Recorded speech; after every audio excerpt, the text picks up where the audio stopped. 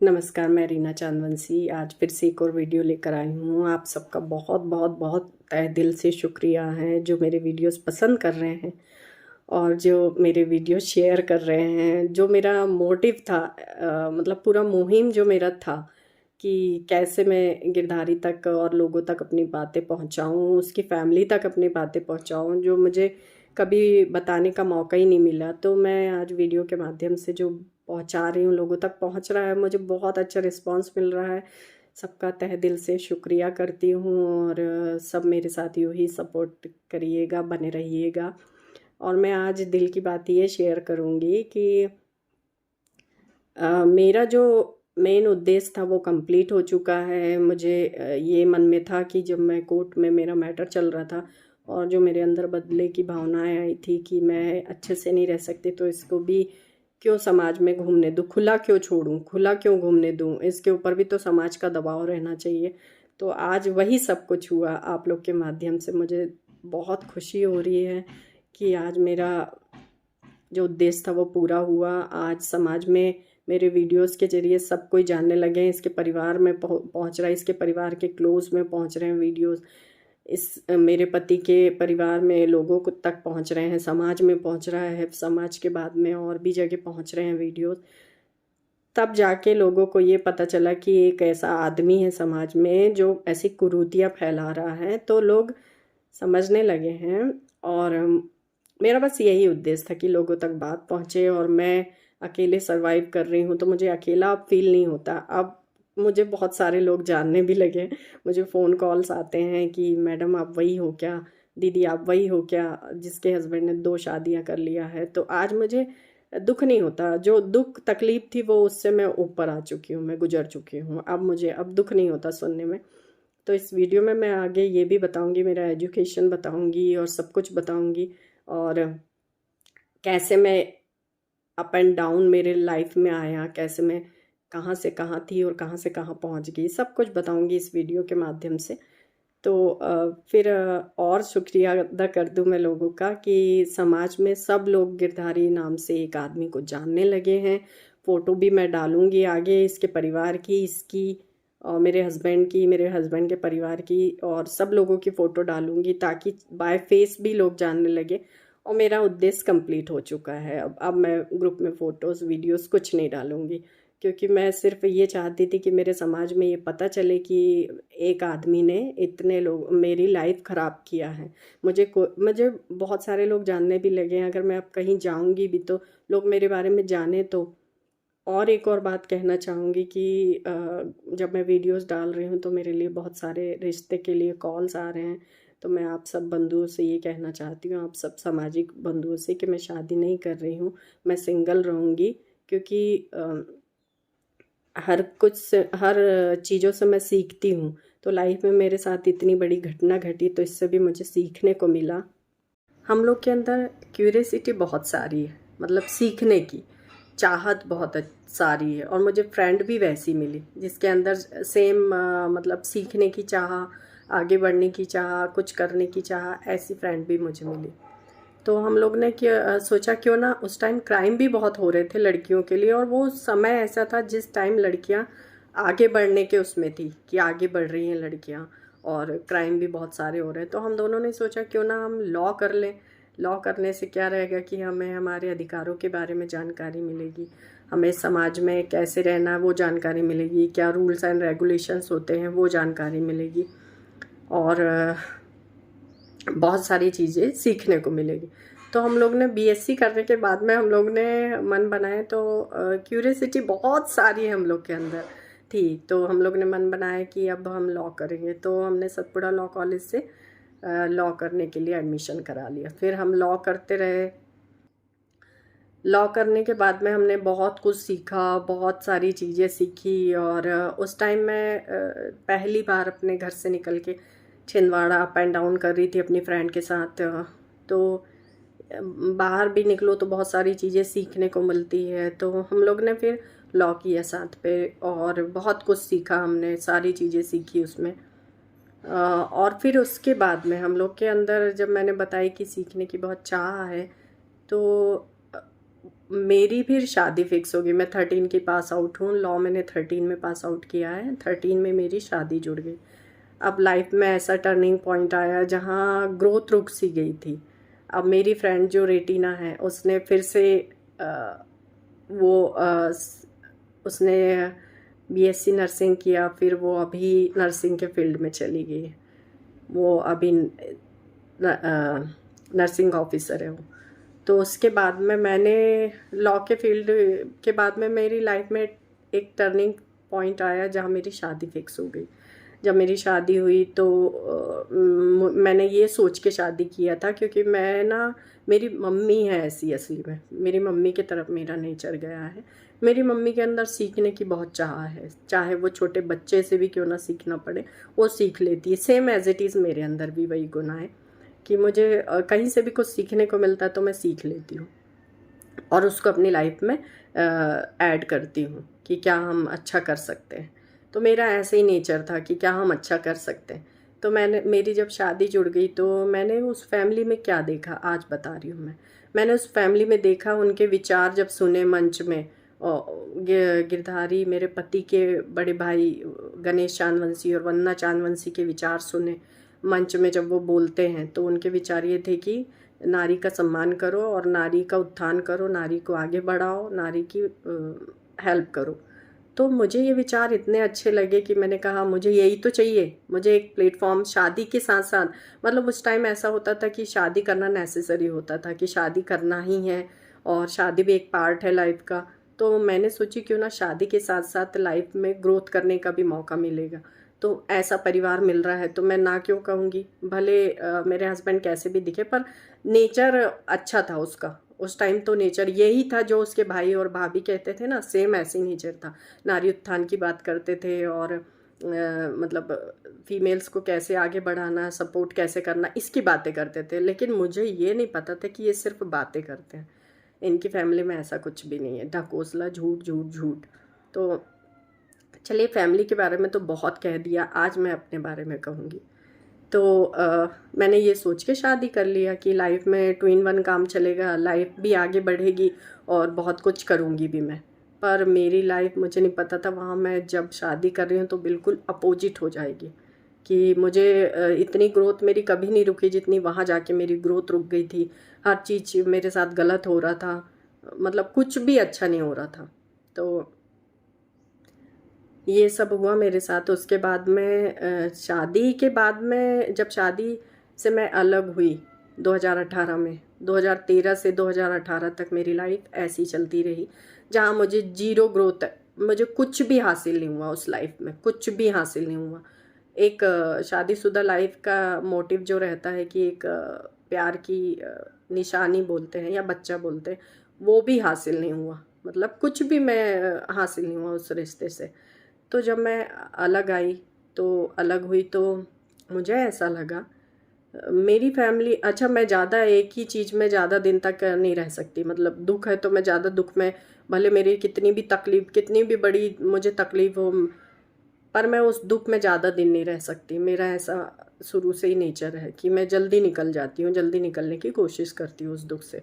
तो और मेरी ऊपर से फैमिली इतनी सपोर्टिव है, तो मेरे जिया जी और मेरे भैया और मेरे पापा ने डिसाइड करे कि ये घर आ गई और ये बैठने वालों में से नहीं है। तो कब तक, और हम लोग का ये था कि जब तक गिरधारी उसका मन बनाएगा, अब उसके परिवार सब कुछ अच्छे से सोच विचार के आएंगे, फिर बच्ची सामने बात रखेगी कि अब वो आगे पढ़ना चाहती है, आज आगे कुछ करना चाहती है, तब हम पहुंचा देंगे और आगे ये पढ़ेगी। अब बच्चा तुरंत गया है तो ये अभी कुछ दिन तो इस मतलब सब कुछ रुक गया है। तो ऐसा सोच के हम लोग वेट करने लगे और मेरे दीदी, मेरे जीजा जी, मेरे भाई, मेरे पापा ने ये डिसाइड करे कि इसको क्यों ना कोचिंग करवा दिया जाए। मेरे पापा, मम्मी और मेरे भाई कभी भी गिरधारी के ऊपर डिपेंड नहीं हुए किसी भी चीज़ के लिए, मेरे पति के ऊपर कभी भी डिपेंड नहीं हुए किसी भी चीज़ के लिए। और इन लोगों ने जब डिसाइड किया कि चलो रीना को कोचिंग करवा देते हैं पीएससी की, तो कम से कम पीएससी की इसको जानने की इच्छा हो, मल्टीपल सब्जेक्ट्स को जानने का इसका इच्छा है, वो भी पूरी हो जाएगी और शायद आगे कुछ अच्छा हुआ तो ये कर लेगी, करके दिखा देगी। ऐसा था उनके अंदर और भरोसा 100% था और मैं उनका भरोसा कभी भी नहीं तोड़ती, कभी भी नहीं टूटता उनका भरोसा और आगे भी नहीं टूटेगा। उनने मुझ पर 100% भरोसा किया। आपको मैं बोलती हूँ ना कि मैं सिंगल लाइफ क्यों जीना चाहती हूँ। तो मैं कोचिंग से पहले एक बात बता देना चाहती हूँ कि मैं सिंगल लाइफ जीने का मेरा क्यों मोटिव हुआ और क्यों मन बना। क्योंकि मैं हर चीज़ से, जब मैंने बताया कि कुछ ना कुछ सीखती हूँ, तो मेरे गृहस्थ जीवन से मैंने ये सीखी कि गृहस्थ जीवन अच्छा नहीं होता। और जब कहावतें बहुत सारी बुज़ुर्गों ने हमारी बना के गई, वो ऐसी नहीं बनाया है कि अंधे की लाठी एक बार गिरती है। तो जब मेरे साथ एक बार ऐसा इंसिडेंट हुआ, तो मैं क्या दूसरी बार वही करना चाहूँगी लाइफ में? इतना ही रह गया है बस कि लाइफ में मौका लो, फिर दूसरा मौका, एक हस्बैंड अच्छा नहीं निकला तो दूसरे शादी कर लो, दूसरा नहीं निकलेगा तो तीसरे से। लाइफ में बस यही रह गया है क्या? इसके अलावा भी तो लाइफ में कुछ और है। लाइफ को देखो, कितनी हसीन, कितनी खुशनुमा लाइफ है, कितनी प्यारी लाइफ है, पर लोग उसको वैसे ही जाया कर देते हैं। मतलब मैंने बहुत सारी बहनों को देखी हूँ, बहुत सारी लड़कियां ऐसी है कि वो एक हस्बैंड छोड़ के फिर दूसरे में रिस्क ले लेती, फिर तीसरे में रिस्क ले लेती। मैं आपको बताती हूँ, मेरी फेवरेट एक हीरोइन, एक सेलिब्रिटी है फेवरेट, सुष्मिता सेन। वो मेरी शुरू से फेवरेट रही है और आज वो भी सिंगल है। उसने बच्चा अडॉप्ट की है। रवीना टंडन, उसने बच्चा अडॉप्ट की है, वो भी सिंगल है।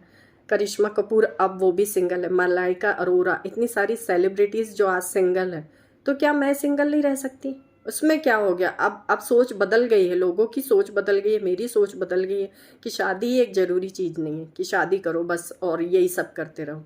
मेरे आगे का ये मानना है कि मैं सिंगल रहूँगी। अपने माँ बाप, जब तक मेरे मम्मी पापा है तब तक उनकी सेवा करूँगी।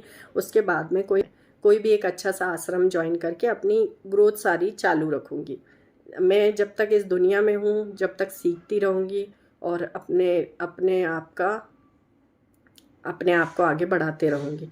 तो मैं क्या हुआ कि मेरे मम्मी पापा और मेरे भाई और जीजा जी सब ने ये फैसला लिए कि इसको बैठी है जब तक कोचिंग ज्वाइन करवा देते। जब मैं जनवरी में घर आई थी तो मैं मई तक बैठ के, मेरे मम्मी पापा और हम लोग मई तक बैठ के इसका वेट कर रहे थे। और मेरी इस पे फ़ोन कॉल पे बात होती थी इससे, वो तो मैंने बताई हूँ और हमेशा बताऊँगी। तो ऐसा लग रहा था कि ये सिर्फ मेरा और मैं इसकी हूँ और मैं आज नहीं कल इसके पास वापस जाऊँगी, ये था मेरा। तो उस बीच क्या हुआ कि मुझे कोचिंग ज्वाइन करवा दी है। कोचिंग की फ़ी उसी टाइम 1 लाख रुपए से ऊपर थी। तो मैंने फिर मम्मी पापा, भैया और जीजा जी, सब लोग मेरा एडमिशन करवाने गए कौटिल्य एकेडमी छिंदवाड़ा। चाहे तो वहाँ से मेरा इंक्वायरी ले सकते हैं। मेरा एडमिशन ईयर था मई 2018 से मैंने मई 2019 तक मैंने वहाँ पे स्टडी की। और उस बीच जब मैं स्टडी कर रही थी तो गिरधारी मुझसे 1-2 बार मिलने भी आया स्टडी करने के दौरान। पर वो मुझे ना, उसका नेचर बदला बदला सा लग रहा था, क्योंकि वो दूसरी महिलाओं के साथ इन्वॉल्व हो चुका था उस टाइम तक। तो वो मुझसे उतने अच्छे से नहीं मिलता था, उतने अच्छे से बातें नहीं करता था। पर मुझे ये नहीं पता था कि इसके अंदर क्या चल रहा है करके। तो मुझे ये था कि मतलब कम से कम ये मेरा हस्बैंड मिलने भी आ रहा है, 1-2 बार आया भी वो। पर वो मुझसे कुछ और ही चाह रहा था, शायद से मुझे ऐसा लगा। आज बैठ के मैं सोचती हूँ कि ये मुझे डिवोर्स दे दे या मुझसे अलग हो जा, ऐसा कुछ चाह रहा था वो। तो पर बोल नहीं पाया। तो उसने क्या काम किया कि सोचा कि फिर छुपा के शादी कर लेता हूँ और रख लेता हूँ। तो ये बोल नहीं पाया, तो ये सब कर लिया उसने। और फिर मैं तो ये सोच रही थी कि हाँ, स्टडी करके और मेरे हस्बैंड के पास वापस जाऊंगी और वहीं स्टडी करूंगी और आगे की लाइफ अच्छे से शुरू करूंगी। मतलब आगे मैं बहुत अच्छे से दिल लगा के पढ़ूंगी। तो कोचिंग में मेरा 1 लाख रुपए फ़ी थी, 1 लाख से ऊपर ही फ़ी हो गई होगी। और मेरा बहुत हॉस्टल का खर्च था, मेरा हॉस्टल में मैं रहती थी। तो मेरे मम्मी पापा, गिरधारी ने तो कुछ नहीं दिया मुझे लाइफ में, मेरे मम्मी पापा ने दी ना, उन्हीं के लिए मेरी लाइफ अब पूरी समर्पित है। और सब मेरी फैमिली के लिए मेरी लाइफ समर्पित है और मेरे बच्चों के लिए लाइफ मेरी समर्पित है। मेरे दीदी के बच्चे, मेरे भैया के बच्चे, सब मुझे बहुत चाहते हैं। तो सबके लिए मेरी लाइफ, ये ज़िंदगी तो अब आगे की सब उन्हीं के लिए समर्पित है। तो उस बीच मैंने मल्टीपल सब्जेक्ट्स पढ़े, फिर मुझे मौका मिला जानने का कि क्या क्या होता है। मेरा साइंस था, तो साइंस के बाद मैंने लॉ पढ़ा। तो साइंस में था तो मैं साइंस में ब्रिलियंट स्टूडेंट थी अपने क्लास में, पीएससी की क्लास में। मुझसे कुछ भी कोई भी कहीं से भी पूछ लेता था, और साइंस सबको टफ लगता था क्योंकि पीएससी में ज़्यादातर आर्ट सब्जेक्ट्स वाले आते हैं। उसमें तो आर्ट सब्जेक्ट्स वाले आते हैं उसमें, और क्या बोलते तो मैथ्स वाले भी आते हैं कुछ, और टेक वाले भी आते हैं, पर ज़्यादातर मतलब साइंस बहुत टफ लगता था लोगों को। तो साइंस में मैं सबसे ब्रिलियंट स्टूडेंट थी, तो साइंस बहुत टफ लगता था लोगों को। उसमें टिपिकल लैंग्वेज होती है, साइंस की लैंग्वेज अलग ही होती है। बायो वालों की बॉटनी जूलॉजी होता है, उसमें बहुत टफ लगता है लोगों को। असली में क्या, हमारे पीएससी में मल्टीपल सब्जेक्ट्स होते थे। उसमें होता है, सबसे पहले मैं साइंस के ही सब्जेक्ट्स बता दूँ तो साइंस में हमको पढ़ना पड़ता था बॉटनी जूलॉजी, बायो, और मैथ्स में हमको पढ़ना पड़ता था मैथ्स, और फिर फिजिक्स केमिस्ट्री होता था, और फिर हमको आ जाते हैं इधर संविधान पढ़ना पड़ता था। संविधान के बाद में साइंस एंड टेक पढ़ना पड़ता था। जो अभी प्रेजेंट में क्या हो रहा है, हमको जीके भी पढ़ना पड़ता था और जीए भी पढ़ना पड़ता था। जनरल नॉलेज भी पढ़ना पड़ता था और जनरल अवेयरनेस भी पढ़ना पड़ता था, मतलब करंट में क्या चल रहा है। फिर उसके बाद में आ जाते हैं आर्ट्स के सब्जेक्ट आ जाते हैं, तो हम उसमें हमको हिस्ट्री पढ़ना पड़ता था, जोग्राफ़ी पढ़ना पड़ता था। उसमें हमको हिस्ट्री, जोग्राफ़ी, इकोनॉमी और पॉलिटी पढ़ना पड़ता था। तो इतने सारे सब्जेक्ट्स थे, मल्टीपल सब्जेक्ट्स। मुझे सीखने का बहुत शौक था, तो मैंने साइंस वाली स्टूडेंट थी, तो मुझे साइंस ही शुरू में तो सब कुछ ऊपर से जाता था। मतलब एक तो मैं उस दुख से निकल के जैसे तैसे, मुझे मम्मी पापा ने ये सोच के, भाई ने, जीजा जी ने ये सोच के मेरा एडमिशन कराया कि ये दुख से भी निकलेगी और आगे कुछ अच्छा करना चाहिए लाइफ में, इसको अच्छे से अब कुछ करवाएंगे। मतलब ऐसे ही नहीं बिठालना है इसको, ससुराल में तो प्रताड़ित हो ही गई है, अब इसको कुछ करवाना है। मेरे मम्मी पापा ने तनिक भी गिरधारी से ना फीकी बोले ना किसी चीज़ की बोले, क्योंकि बुज़ुर्गों की जो कहावतें हैं वो बिल्कुल बना के जो गए हैं उन्होंने, वो सही ही बनाए कि टूटा फूटा कुछ भी जो होता है वो सुनार का ही होता है। तो मैं जैसी भी थी, मेरे मम्मी पापा ने मुझे अपनाया और फिर से मुझे मल्टीपल सब्जेक्ट्स जानने का मौका मिला। तब एक अलग ही जब हम थोड़े से सब सब्जेक्ट्स पे कमांड कर लेते और थोड़ा सा जानने लगते तो एक अलग ही कॉन्फिडेंस आता है।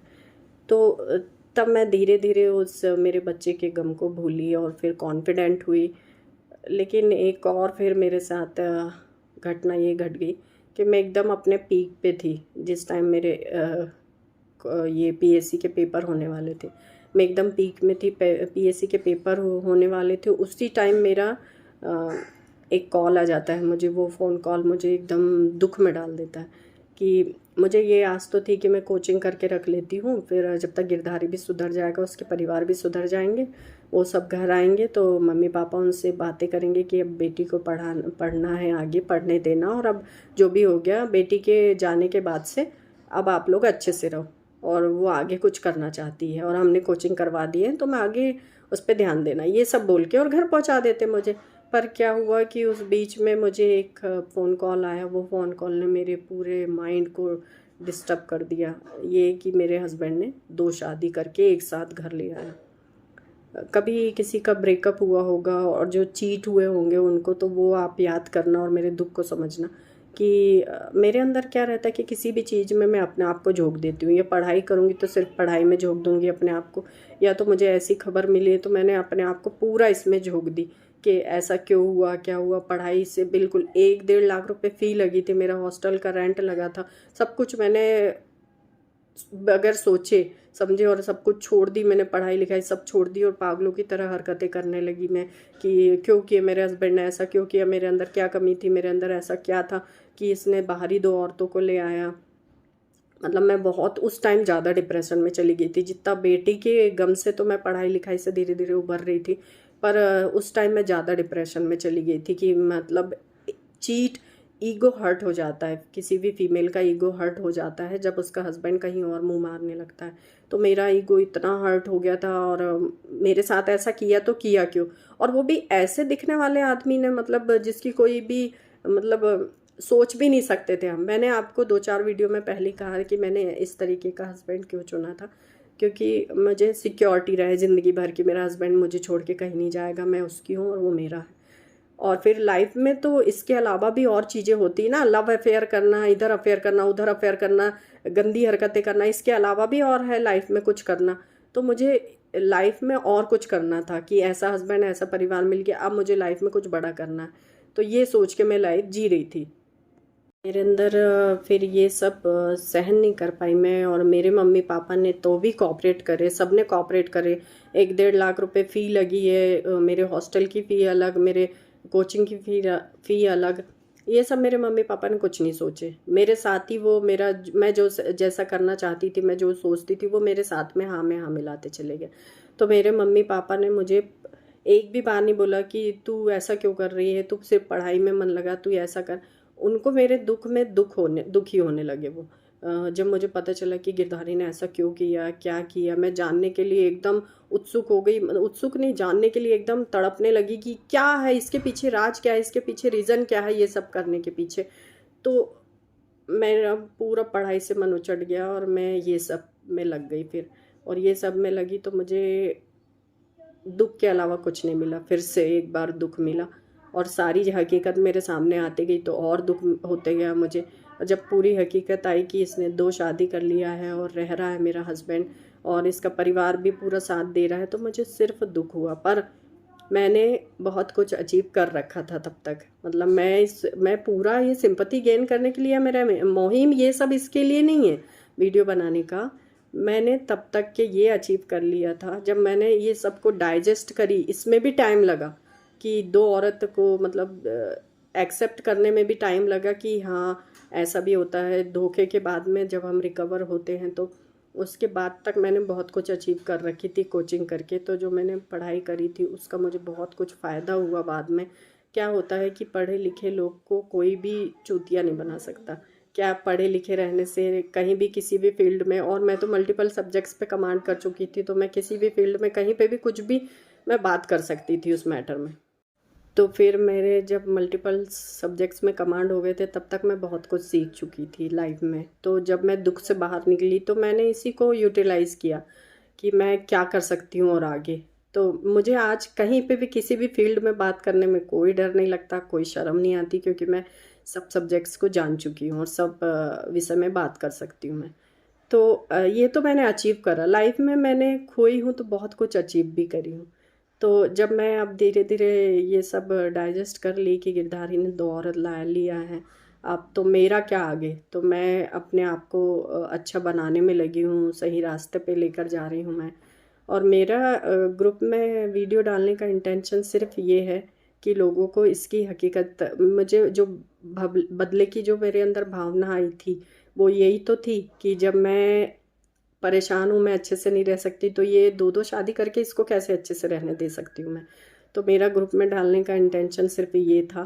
तो मैं बहुत खुश हूँ, सबका बहुत बहुत शुक्रिया, और मेरे वीडियोस लोगों तक पहुँचाने के लिए बहुत बहुत शुक्रिया। आज मुझे सब जानने लगे हैं, और मैं ये सोच के मैंने वीडियो नहीं डाला था। अच्छा, एक बात और बताना भूल गई कि मैं चाह रही थी कि ग्रुप के माध्यम से मैं अपने वीडियो शेयर करूँ। तो जब मैं ग्रुप में वीडियो डालने लगी अपने बना के, तो वो 5 मिनट 10 मिनट, शायद इससे भी कम नहीं, 1 मिनट के बस वीडियो शेयर हो सकते थे, और फिर वो काट काट के हम डाल सकते थे। तो ये काम मैं कब तक करती। तो मैंने सोचा यूट्यूब के लिंक लोग ग्रुप में डालते थे, तो मैंने सोचा क्यों ना एक यूट्यूब चैनल बना के ही मैं उसमें वीडियोस डालूँगी। तो मैं वो लिंक ही शेयर कर दिया करूँगी, तो वो क्या रहेगा कि एक लाइन से सब देख लेंगे। तो ये आइडिया मुझे आया, तो मैंने यूट्यूब चैनल बनाया फिर अपना, और उसमें मैंने वीडियोस डाली। तो वो क्या रहता है कि कितने भी बड़े वीडियोस रहे, लिंक शेयर कर दो तो सब तक पहुंच जाते हैं। तो ये मेरा इंटेंशन था। बाकी लोग कुछ लोग, मैं बोलना चाहूँगी, कुछ लोग ना मुझे ये सोच रहे हैं कि मैंने अपना अच्छा यूट्यूब चैनल खोल लिया है, मतलब यूट्यूब में मैं वीडियोस डाल रही हूँ। बाप रे! अच्छा, एक बात है ना कि किसी की सोच पे हम काबू नहीं कर सकते। कौन क्या सोचता है, आधे से लोग तो गलत सोचेंगे, आधे से लोग अच्छा सोचेंगे। तो मैं सोच पे काबू नहीं कर सकती किसी की भी, जिसको जैसा सोचना है सोचिए। मेरा इंटेंशन सिर्फ वीडियो डालने का था। अब वो यूट्यूब के माध्यम से मैंने डाली हूँ, तो वो बता दी हूँ क्यों डाली हूँ, क्योंकि ज़्यादा लंबे वीडियोस शेयर नहीं होते व्हाट्सएप में शेयर नहीं होते, कहीं पे भी शेयर नहीं होते ज़्यादा लंबे वीडियोस, तो मुझे यूट्यूब चैनल बनाना पड़ा। ये बात थी पूरी।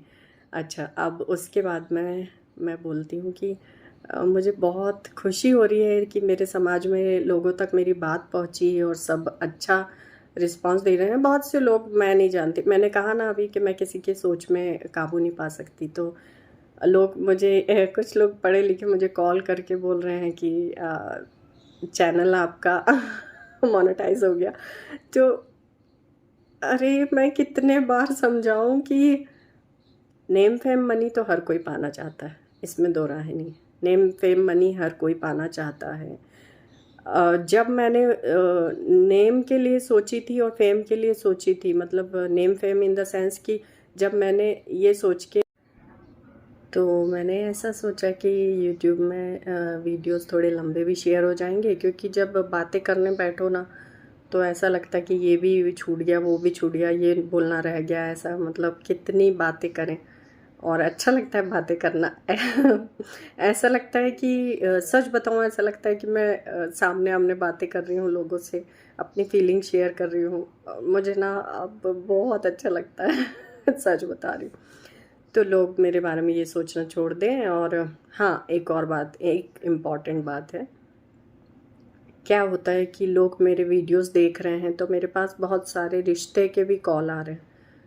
तो मैं एक बात आज वीडियो के माध्यम से क्लियर कर दूं कि मैं शादी नहीं कर सकती, मैं शादी नहीं करूंगी। मेरा ये प्रण है। मैं लाइफ टाइम ऐसे ही रहूंगी, सिंगल रहूंगी। सिंगल मेरे मम्मी पापा है जब तक उनकी सेवा करूंगी, और उसके बाद मैं कोई भी आश्रम ज्वाइन कर लूँगी। तो मेरा ये मोटिव है आगे का, जो मैं आपको आज शेयर कर रही हूँ। शादी करके क्या ही हासिल हो गया? जो मेरी लाइफ के गोल्डन पीरियड थे, जो हमको सच में अच्छे से बिताने थे, वो तो हमने बिताए नहीं। तो इससे मुझे बहुत कुछ सीखने को मिला कि शादी करने से कुछ नहीं होता है, बस अपनी लाइफ अच्छे से जियो, खुश रहो। जब आप सिंगल खुश रह सकते हैं तो सिंगल खुश रहिए। क्या होता है शादी करके, झगड़े लड़ाइयाँ, इन सब चीज़ों से तो मैं डर चुकी हूँ। तो कितनी प्रीटी प्रीटी जो हमारी सेलिब्रिटीज़ है वो सिंगल है, तो मैंने भी एक थॉट बना लिया कि मैं भी सिंगल रहूँगी। हाँ, रही बात मेरी लाइफस्टाइल की, अर्निंग की, तो वो मैं अर्निंग ऐसा नहीं है कि मैं अपने अर्निंग नहीं होगी मेरी या मैं नहीं कर रही हूँ। कुछ चीज़ें सीक्रेट ही रहने देना चाहिए। सब लोगों का अच्छा रिस्पांस मिल रहा है, पर मैं एक चीज़ चाहूँगी, अगर आप लोग सपोर्ट करें तो आप मुझे कमेंट्स भी करा करिए। कोई भी आपके दिल में जो भी बातें होती होगी या मुझसे कुछ पूछना चाहते हैं, कमेंट्स करिए और देखिए वीडियो। और बहुत बहुत शुक्रिया, सबका बहुत बहुत शुक्रिया। कमेंट्स करके कुछ भी मुझसे पूछ सकते हैं आप, जो भी आपके मन में डाउट हो या फिर जो भी आप जानना चाहते हो मेरे बारे में, पूछ लीजिए। मुझे सच में लिटरली बहुत अच्छा लग रहा है, सबके अच्छे अच्छे रिस्पॉन्स आ रहे हैं। तो आज मैं आपसे एक बात कहना चाहूँगी। मैं बहुत आजकल बहुत, मतलब मैं बहुत खुश रहती हूँ। ऐसा नहीं है कि मेरा गिरधारी के रिलेटेड वीडियो बनाने में मैं सिंपैथी गेन करना चाहती हूँ या मैं कुछ करना चाहती हूँ, तो ऐसा कुछ भी नहीं है। बस गिरधारी की हकीकत, मेरे पति की हकीकत मुझे दुनिया के सामने लाना था और वो मैं ला चुकी हूँ। तो समाज में ग्रुप में डालने का इंटेंशन सिर्फ मेरा ये था कि मेरे हस्बैंड की हकीकत हमारे सामाजिक बंधु जाने, और वो सब जान गए हैं। तो सब तक बात पहुंच चुकी है, बच्चे बच्चे जान गए हैं कि मुझे कई लोग कॉल पे बोलते हैं, अच्छा आप वही वाली मैडम है क्या जिनके हस्बैंड ने 2-3 शादी कर लिया, आप वही है क्या? बहुत प्यारी प्यारी मेरी बहनें भी मुझे कॉल करके पूछती हैं कि क्या हुआ, कैसे हुआ। बहुत सारी बहनों ने मुझे कॉल किया और अच्छा रिस्पांस मिला। मतलब कुल मिला के ये है कि जो मुझे अकेले लड़ाई लग रही थी अपनी, कि मैं सिर्फ अकेले ही लड़ रही हूँ क्या, परिवार तो साथ है, पर अब जब उनकी बेटी इतनी प्रैक्टिकल हो गई है, मेरे परिवार तो हमेशा ऑल टाइम साथ है। तो अब मैं कोर्ट कचहरी की इतनी आदत सी हो गई है मुझे आने जाने की, तो मैं सारी चीज़ें कभी कभी अकेले भी टैकल करती हूँ। तो मुझे कॉन्फिडेंस तो पूरा है, फुल कॉन्फिडेंट हूँ मैं। पर जैसे मुझे अभी लग रहा था इससे पहले कि मैं मन ही मन सोचा करती थी, क्या मेरे समाज में गिरधारी को कोई जानता होगा, मेरे पति को कोई जानता होगा मेरे समाज में? और जानता होगा तो क्या सोचता होगा? मतलब इसका परिवार, गिरधारी का परिवार, जो मेरे पति का परिवार जो दिखाता है, उनसे उनकी छवि अच्छी बनी हुई है। मतलब उनके घर में, समाज में छवि बहुत अच्छी बनी हुई है समाज में इन लोगों की, क्योंकि वो जो दिखाता है वही समाज को दिखता है। तो क्या हुआ कि मुझे मन ही मन ये अंदर से घुटन सी हो रही थी सोच सोच के कि मेरे हस्बैंड ने जो किया है, लुक छुप के जो कांड किया है या दो औरतों से शादी किया है, तो ये किसको किसको पता होगा? सिर्फ मुझे पता है और कोर्ट में मैटर चल रहा है और मैं ही बस लड़ रही हूँ। तो मैं सिंगल रहना चाहती हूँ बस। मुझे सिंगल रहने में ऐसा नहीं कि मैंने अपने हस्बैंड से अलग होने के बाद सिर्फ रोई हूँ, मैं खुश भी रही हूँ। मैंने तब जाके ज़िंदगी सीखी, ज़िंदगी कितनी अच्छी है, हम खुश भी रह सकते हैं और बहुत अच्छे से जी सकते हैं लाइफ, बहुत ही अच्छे से लाइफ जी सकते हैं सिंगल रह के। सिंगल रहने में किसी का कोई बर्डन नहीं रहता है, अपने अकॉर्डिंग चलना पड़ता है, हम जैसे चलें खुश रहें बस।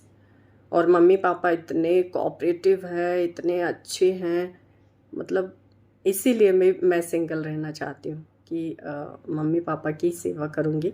शायद मेरे नसीब में इस जन्म में ऐसा ही लिखा होगा कि मैं ही अपने माँ बाप की सेवा करूँ, और तो मैं करूँगी खुशी खुशी। मैं हर कुछ करती हूँ उनके लिए, और मेरे बहुत बड़े बड़े अचीवमेंट है। ऐसा नहीं कि मैं अपने पति से अलग होने के बाद में मैं एकदम रोते फिर रही हूँ, ऐसा कुछ नहीं है।